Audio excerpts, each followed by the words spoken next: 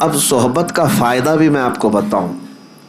صحبت کا فائدہ، جس کی صحبت میں رہتے ہو ویسا ہی اثر بھی پیدا ہوتا ہے.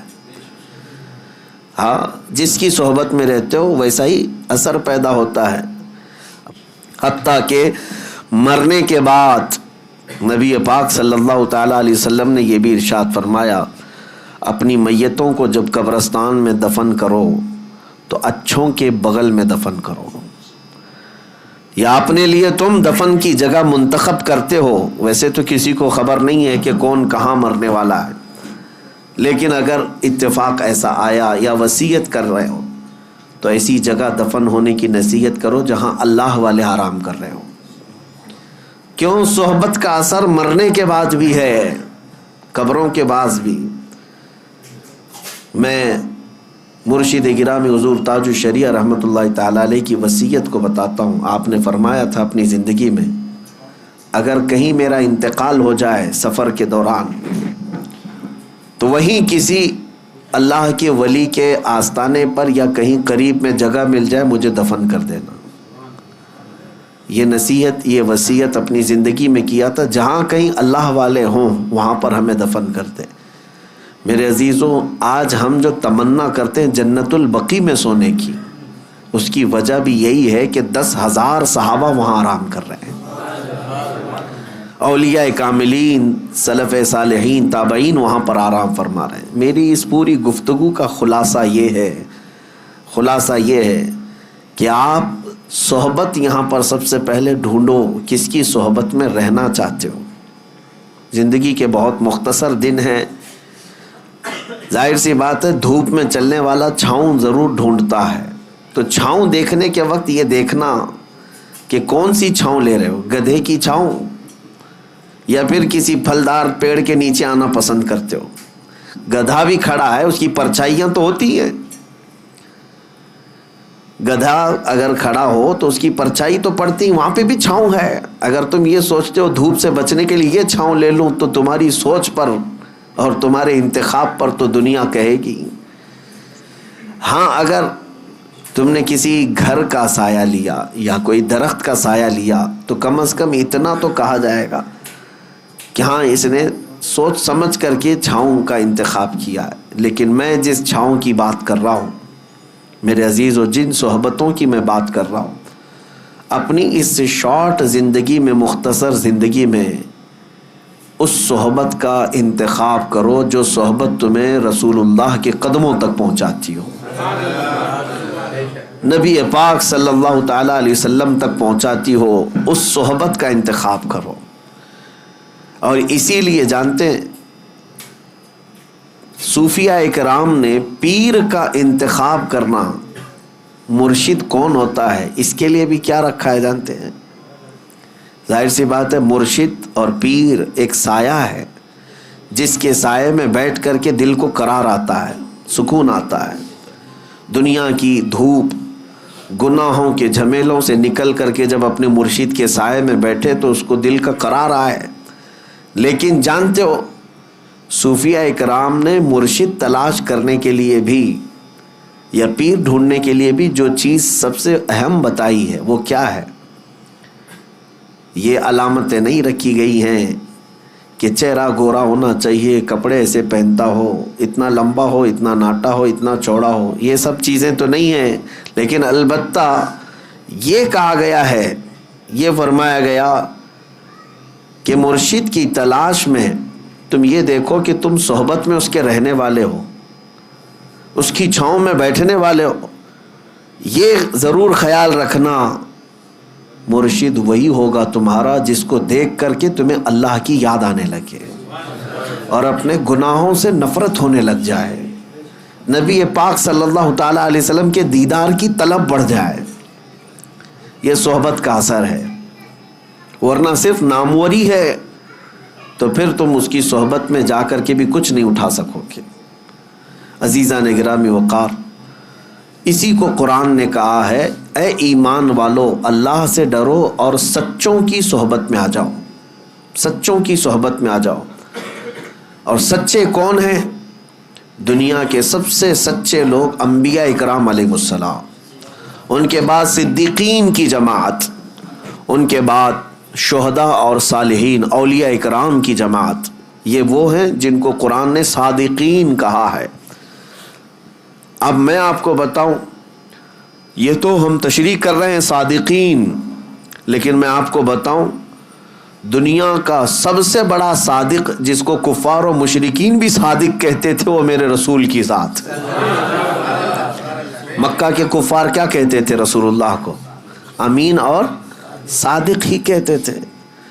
یعنی قرآن تو کہہ رہا ہے سچوں کی صحبت میں ہو جاؤ، میں کہتا ہوں پوری دنیا کا جس کے سچا ہونے پر اتفاق ہے اس کی صحبت کتنی اہمیت رکھتی ہے۔ اس رسول پاک صلی اللہ تعالی علیہ وسلم کی صحبت میں آ جاؤ۔ اب بات آتی ہے رسول کی صحبت کیسے؟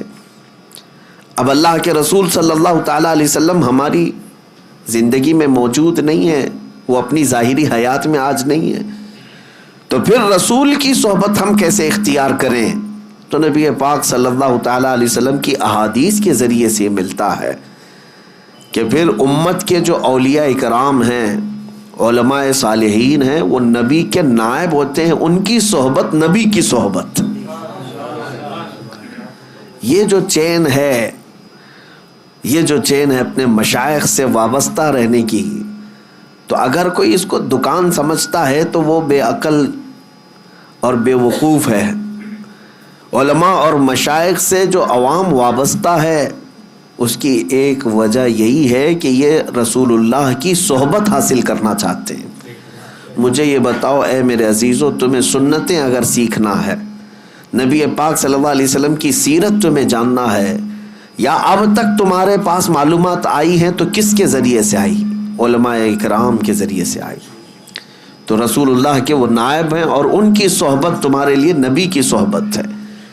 اب سنو آگے کی بات، یہ تو میں تمہید کے طور پر آج عرض کیا، اور اب صحبت کا فائدہ بھی میں آپ کو بتاؤں۔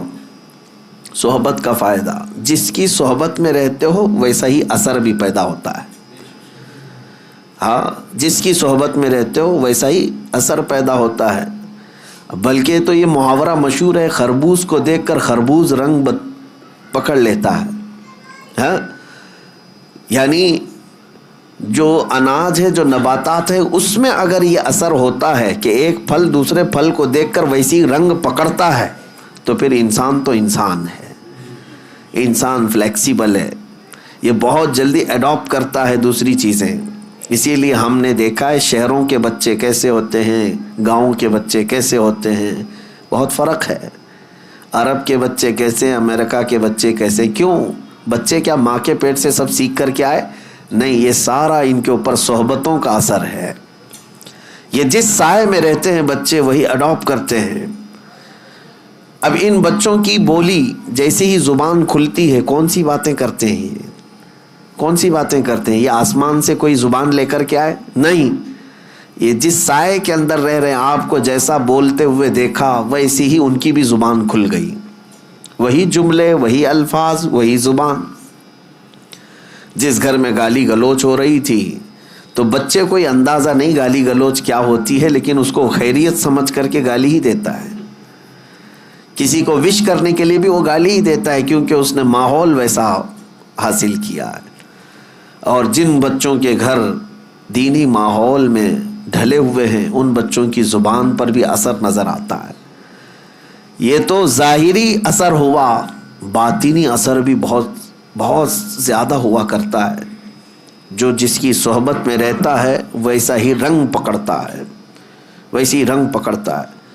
میں آپ کو بتاؤں، سیدی اعلیٰ حضرت امام اہل سنت فاضل بریلوی رضی اللہ تعالیٰ جب ماررہ مطہرہ تشریف لے گئے تھے، اس وقت وہ جوان تھے، 20-22 سال کی عمر ہوگی، اور ان کے پیر و مرشد کی عمر 80 کے اوپر تھی، غالباً عمر زیادہ ہو چکی تھی۔ بیعت ہونے کے لیے گئے تھے اعلیٰ حضرت، اور ماررہ کے اس بزرگ کے پاس جن کو خاتم الاکابر سید آل رسول احمدی مارروی رحمۃ اللہ علیہ کہا جاتا ہے۔ اولیاء اکرام میں ایک سند ہے ان کی، حضرت سید آل رسول مارروی کی۔ جب ماررہ مطہرہ اعلیٰ حضرت گئے، وہاں پر تو حال یہ تھا کہ سید آل رسول مارروی رحمۃ اللہ علیہ مرید تو کرتے تھے لیکن خلافت کا معاملہ بہت الگ تھا. ہر کسی کو خلافت کا پٹا نہیں ڈال دیا جاتا تھا. کسی کو 10 سال 12 سال مجاہدے کرواتے وہاں خانقاہ میں رکھ کر پھر خلافت دیتے تھے. لیکن اعلیٰ حضرت جب گئے تھے وہ کمرہ آج بھی وہاں مہررہ میں موجود ہے جس حجرے کے اندر اعلیٰ حضرت اور ان کے پیر و مرشد صرف 2 ہی لوگ بیٹھے تھے. بیعت کیے, مرید تو ہوئے اور پیر و مرشد نے ساری خلافتیں اسی مجلس میں دی. اب جو بات میں کہنے جا رہا ہوں وہ توجہ. 22 سال کا نوجوان امام اہل سنت احمد رضا خان اور 80 سال سے زیادہ کے بزرگ حضرت سید آل رسول مارا روی رحمۃ اللہ علیہ. 20 سال اور 80 سال میں فرق ہے کہ نہیں ہے؟ جوان کیسا دکھتا ہے, بوڑھا کیسا دکھتا ہے.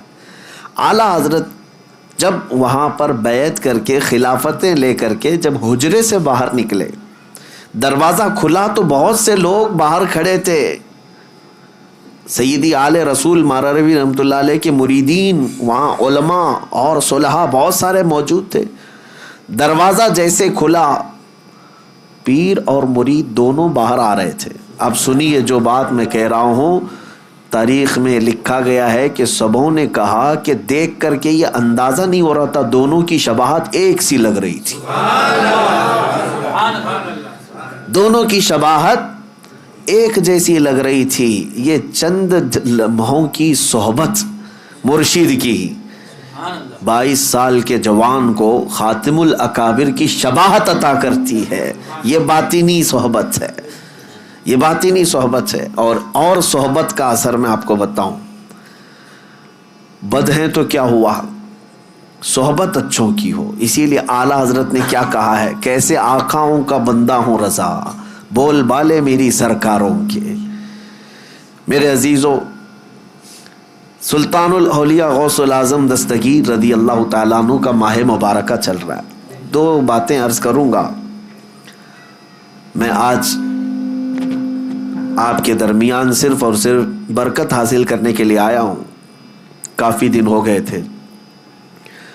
2 چیزیں مشہور ہیں غوث پاک کی زندگی کے واقعات میں, بہت سارے ہیں, کرامات بہت سارے ہیں, اس میں سے 2 میں آپ کے سامنے رکھتا ہوں. ایک بار اپنی خانقاہ میں سلطان الاولیاء سیدنا عبد القادر جیلانی رضی اللہ تعالیٰ عنہ آرام فرما رہے ہیں اور محو خواب ہیں, اور آپ کو سوتے ہوئے دیکھ کر کے ایک چور اندر داخل ہوا. مشہور ہے, اس چیز کو آپ نے سنا ہے. وہ چور آپ کا جبہ چرانے آیا تھا. سنا ہے کہ غوث پاک کا جبہ بڑا قیمتی ہوتا تھا, ایک بار چوری کر لے تو پھر پوری زندگی اس کی چل پڑے. کافی قیمتی ہوتا تھا. تو چور اندر داخل ہوا, ابھی وہ جبہ ہاتھ میں اٹھایا ہی تھا کہ دروازے پر دستک ہو گئی. تو غوث پاک رضی اللہ تعالیٰ عنہ نے آنکھیں کھولے بغیر کہا آ جائیے اندر. دروازہ کھولا, اندر آئے ایک صاحب. وہ کون تھے؟ حضرت خضر علیہ السلام تھے. حضرت خضر علیہ السلام آئے اور کہا سیدی کس سے؟ حضرت شیخ عبد القادر جیلانی رضی اللہ تعالیٰ عنہ سے. کہا بصرہ کے یا کسی شہر کے قطب کا انتقال ہو گیا, وہاں پر قطب اب کون ہوگا؟ یہ تعینات جو ہوتے ہیں, ہر شہر میں ایک قطب ہوتا ہے اللہ کا, ایک ولی ہوتا ہے. یہ غوث العظم دستگیر رضی اللہ تعالیٰ عنہ کے زمانے میں تصرف اللہ نے ان کو عطا کیا تھا. حضرت خضر علیہ السلام ان سے پوچھتے ہیں کہ اس شہر کا قطب کون ہوگا؟ غوث پاک رحمۃ اللہ تعالیٰ علیہ آنکھیں کھولے بغیر کہتے ہیں وہ دروازے کے پیچھے کھڑے, انہیں لے جائیے. جو جبہ ہاتھ میں پکڑے ہوئے کھڑا تھا کہ اب پکڑا جاؤں, اب پکڑا جاؤں, اب پکڑا جاؤں گا. اور آنکھیں کھولے بغیر پیرانے پیر نے کہا وہ دروازے کے پیچھے جو کھڑے ان کو لے جائیے. حضرت خضر علیہ السلام نے دروازہ کھینچا تو دیکھا ایک سادہ سا آدمی ہے, جبہ ہاتھ میں اٹھایا ہوا ہے اور تھر تھر کانپ رہا ہے. کہا کہ چلیے مبارک ہو, اللہ نے آپ کو قطبیت عطا کی, اسی لیے کہ شیخ عبد القادر جیلانی کی زبان سے نکلا ہے, چلیے ہمارے ساتھ. اب وہ شخص حیرت میں تھا کہ میرے ساتھ کہیں کوئی مذاق نہ ہو رہا ہو، اور وہ دوڑتے ہوئے پھر غوث پاک کے قدموں میں آیا، کہا روتے ہوئے مجھے معاف کریں، مجھے معاف کریں، کیا یہ میرے ساتھ کوئی مذاق تو نہیں؟ غوث پاک رضی اللہ تعالیٰ عنہ نے فرمایا شیخ عبد القادر جیلانی کو اللہ نے یہ طاقت عطا کی ہے کہ وہ جو زبان سے نکالے اللہ اس کو پورا کر کے رہتا ہے۔ کہا کہ میں یہاں کس غرض سے آیا تھا آپ کو پتہ ہے؟ میرے ہاتھ میں آپ کا اٹھایا ہوا جبہ تھا۔ غوث پاک رضی اللہ تعالیٰ عنہ نے فرمایا سب ہمیں پتہ ہے، اور ہم چاہتے ہیں کہ تمہارے اس منصب کو، تمہاری اس ڈیوٹی کو بدل کر کے دوسری ڈیوٹی دے دی جائے۔ اب یہ واقعہ تو ہم نے سنا، کئی مرتبہ سنا، لیکن ایک بزرگ سے میں نے سنا، اور انہوں نے یہ بیان فرمایا اور کہا کہ بیٹا آپ جانتے ہو چوری کرنے والے کو تو سزا دی جاتی ہے، اسلام سزا دیتا ہے، اور یہاں وہ جبہ ہاتھ میں لے کر چرایا ہوا آدمی رنگے ہاتھوں پکڑا گیا، سزا دیتے ہاتھ کاٹتے ہیں، اور اس کو بجائے اس کے کہ صرف معاف کر کے چھوڑتے پھر قطبیت کا مقام بھی دے دیا۔ یہ سوال جب آتا ہے ذہن میں تو پھر اس بزرگ نے فرمایا کہ بات در حقیقت یہ ہے کہ اللہ کریم بھی نسبتیں دیکھتا ہے، وہ چور چوری تو کیا تھا لیکن ہاتھ میں دامن کس کا تھا؟ ہاتھ میں کیا تھا؟ غوث پاک کا جبہ تھا، جبہ جو پکڑا تھا یہ نسبت نے اس کو، اس صحبت نے اس کو مقام قطبیت تک پہنچا دیا۔ اب میں آپ سے کہتا ہوں کہ غوث پاک کا جبہ پکڑے تو قطبیت کے مقام پر پہنچے، اور جو رسول اللہ کے قدموں پر جان دے اسے رب ذوالجلال غوثیت کے مقام پر پہنچاتا ہے۔ ایک بات یاد رکھیں، نبی پاک صلی اللہ علیہ وسلم پر جو صحابہ نے اپنی جانیں دی ہیں حضور اکرم صلی اللہ تعالیٰ علیہ وسلم کی محبت میں، غوث، قطب، ابدال، نجبہ، شرفا کوئی وہاں تک نہیں پہنچ سکتے جہاں رسول اللہ کے صحابہ پہنچے۔ کیوں؟ صحبت کا اثر ہے، صحبت کا اثر ہے۔ اسی لیے صحبت چن کر کے اختیار کرو، کہیں ایسا نہ ہو کہ بعد میں پچھتانا پڑے۔ ہم نے تو پولیس کو بھی دیکھا ہے، خواہ کچھ لوگوں کو اٹھاتے ہیں اور لے جاتے ہیں پکڑ کر کے، کیا قصور ہے بھائی اس کا؟ کہا فلاں نشیڑی کے ساتھ تو یہ بھی کانٹیکٹ میں تھا، کانٹیکٹ میں تو تھا ہی، ہم اس کو تلاشی لیں گے، کہیں اس کا بھی جرم نکل گیا تو وہی سزا اس کی بھی ہوگی، ابھی تو شک میں اٹھائے ہیں۔ میرے عزیزو حال تو اب یہ ہے کہ اگر غلط لوگوں کا فون بھی 2-3 بار ہمارے فون پہ آ گیا تو بھی آپ اندر جا سکتے ہیں۔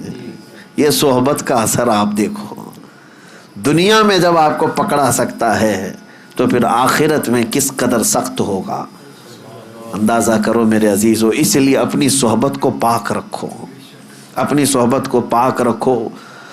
ایسا نہیں ہے، بعض لوگ یہ کہتے ہیں کہ ہم تو اس میں کچھ حصہ نہیں لیتے، میں سب کی بات نہیں کر رہا، اب صحبت کے لیے بعض تفریق بھی میں آپ کو بتا دوں، عوام الناس، آپ لوگوں کے لیے یہ ضروری ہے کہ اپنی صحبت کا انتخاب خوب اچھا رکھو، اپنی اولاد کے لیے بھی۔ اب رہی بات علماء صالحین، علماء ہیں، مبلغین ہیں، دعات ہیں، ان کا کام کیا ہے؟ لوگوں کی اصلاح کرنا۔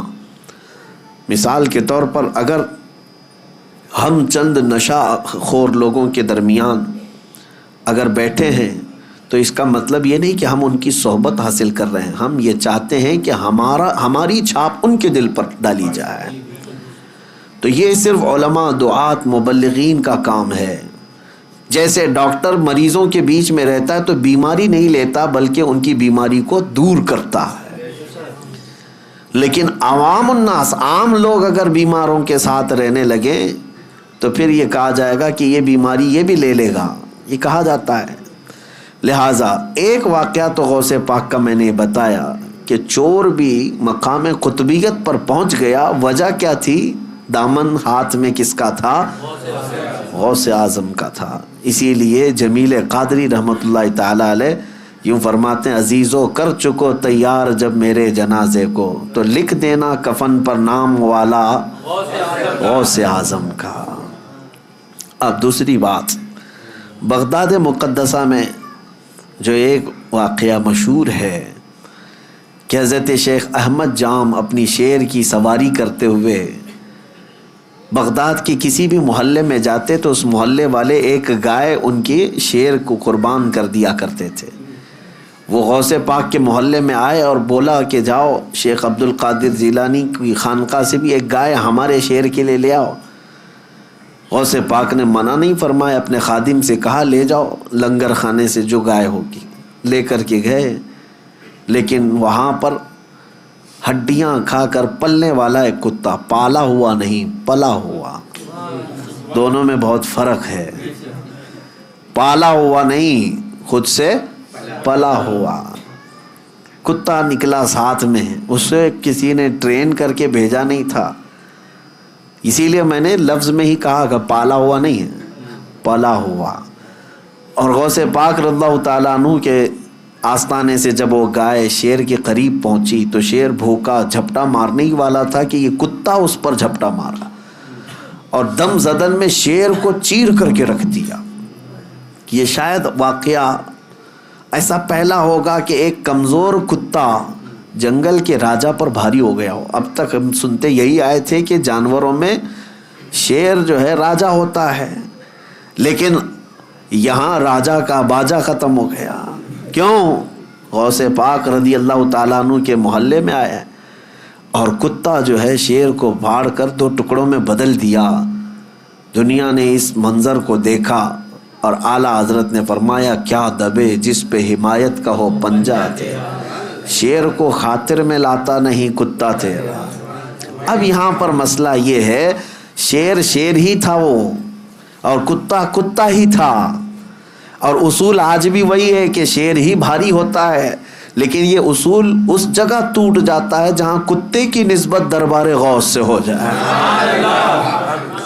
اب میں آپ کو یہ کہتا ہوں کہ کتا ہے، کتے پالنے کی ہمارے ہاں شریعت میں اس کا حکم نہیں ہے۔ بعض مقامات ایسے ہیں جیسے کھیتی باڑی یا حفاظت کے لیے ان کو شریعت نے مستثنا رکھا ہے۔ جس جانور کو ہم پالتے بھی نہیں، خود سے گھروں کے پاس بیٹھ کر پل جاتا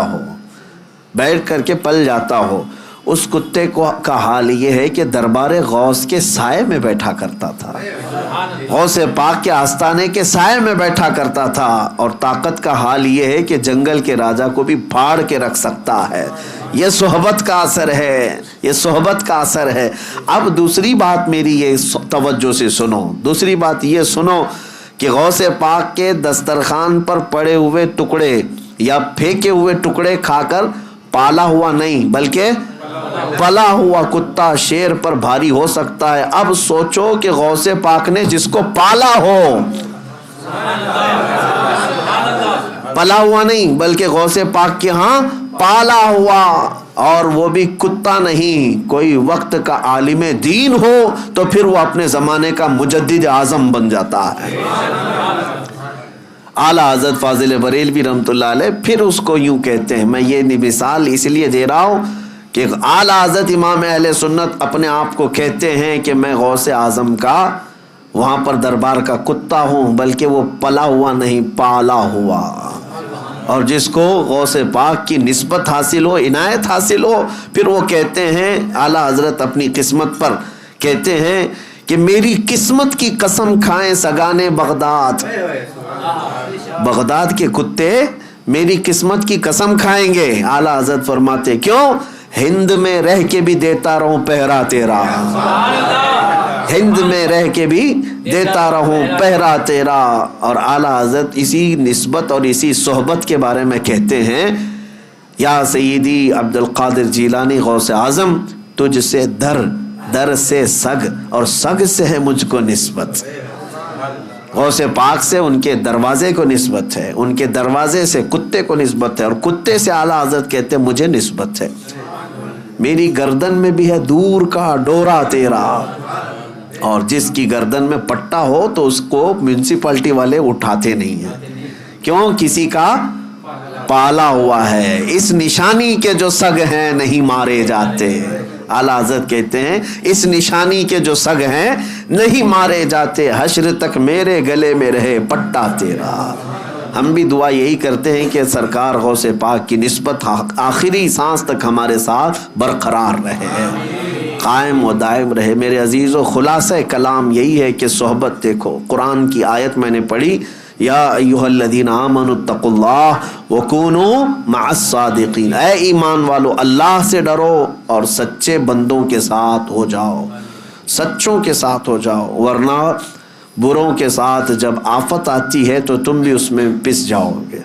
یہاں تک کہ فرمایا گیا کہ جس جگہ جوا کھیلا جاتا ہے، جگہ کا کیا قصور ہے؟ کھیلنے والوں کا قصور ہے نا، جس جگہ، لیکن فرمایا گیا کہ اس جگہ سے 40 دن کے لیے برکتیں ختم ہو جاتی ہیں۔ ایک بار اگر کسی نے کسی جگہ پر کھیلا ہو تو آپ اندازہ کریں جگہ کے اوپر کیوں اثر پڑا اس کا، اس لیے کہ برے وہاں پر کھڑے تھے، تو جگہ کے اوپر بھی اثر پڑ جاتا ہے۔ اسے اندازہ کریں آپ، جو چیز جہاں کھڑی ہوتی ہے، یا ہر چیز کا اثر ہے دنیا میں، ہر چیز کا اثر ہے۔ اس لیے اپنی صحبتوں کو پاک رکھو، خاص طور پر نوجوانوں سے میں گزارش کرتا ہوں۔ اور اگر تم نے آج سے اس بات کا خیال رکھنا شروع کیا کہ تمہاری سنگت، تمہاری صحبت کیسی ہونی چاہیے، تو پھر یہ چین جب بن جائے گی تو دیکھنا وہ جو راستہ بھٹک چکے ہیں انشاءاللہ وہ تمہیں دیکھ کر سیدھے راستے پر آ جائیں گے، وہ خود بھی آ جائیں گے۔ کیوں؟ لیکن ہوتا کیا ہے یہاں پر جو بگڑ گیا ہے، ہم یہ سوچتے ہیں کہ دوست ہے نا پرانا، تو اس کو اس کی غلطی کا کبھی احساس ہی نہیں ہوتا، تم اس کی دوستی میں ویسی لگے رہتے ہو، سارے دوست تو ویسی اچھے اس سے ملتے جلتے رہتے ہیں، اس کو کبھی احساس نہیں ہوتا۔ لیکن سارے دوستوں نے اگر اس کو چھوڑ دیا اچانک کہ تو شراب کیوں پی رہا ہے، تو نشہ کیوں کر رہا ہے، تو زنا پر کیوں گیا تھا، تو سود کا کاروبار کیوں کر رہا ہے، اگر دوستوں نے اسے چھوڑ دیا تو اسے اسی دن احساس ہونے لگ جائے گا کہ میں کچھ غلط کر رہا ہوں جس کی وجہ سے میرے ساتھیوں نے مجھے چھوڑ دیا ہے۔ تمہارا چھوڑنا اس لیے نہیں کہ اس کو تنہا کرنا ہے، بلکہ تمہارا چھوڑنا اس کی اصلاح کے لیے ہے۔ اور جس دن اسے احساس ہو جائے گا وہ بدل لے گا اپنے آپ کو، بدل لے گا اپنے آپ کو۔ میرے عزیزوں، میں آپ کو بتاؤں، میں کسی کا نام نہیں ذکر کرتا کہ کہیں، اس لیے کہ ہماری باتیں بہت ساری وائرل ہو جاتی ہیں، ادھر سے ادھر لوگ چپکا دیتے ہیں۔ پھر ایک صاحب وہ کچھ غلطیوں میں مصروف تھے، بڑی عمر ہو گئی، 40 سال کے اوپر کی عمر، لیکن مال بے حساب ہونے کی وجہ سے غلط سنگت یا غلط صحبت، اور بسا اوقات ایسا کہ کفر و شرک کے معاملات بھی زندگی میں آ گئے، غلط کام تو کر ہی رہا تھا۔ اتفاق ایسا تھا کہ بہت سارے لوگ اس کے ہاں آنا جانا ویسے ہی رکھتے، باقی اس کی بہت ساری اچھائیاں بھی تھیں۔ اچھائیوں میں یہ کہ مسجدوں کی تعاون میں وہ بڑھ چڑھ کر کے آگے رہتا، اور 11ویں شریف تو بڑی دھوم دھام سے بہت سارے لوگوں کو کھلاتا، پورے گاؤں والوں کو، سب کھاتے تھے۔ میں آپ کو بتا رہا ہوں، یہ چند سالوں پہلے کی بات ہے۔ اب اس شخص کی ایک خواہش یہ تھی کہ بہت سارے لوگ آتے بھی جاتے ہیں میرے پاس، میں یہ اپنی تعریف کے لیے نہیں کہہ رہا، میں آپ کو ایک مثال دے رہا ہوں۔ میرے پاس ایک سال دعوت آئی اور کہا کہ مجھے آپ کو میرے ہاں آنا ہے، فلاں دن ہے۔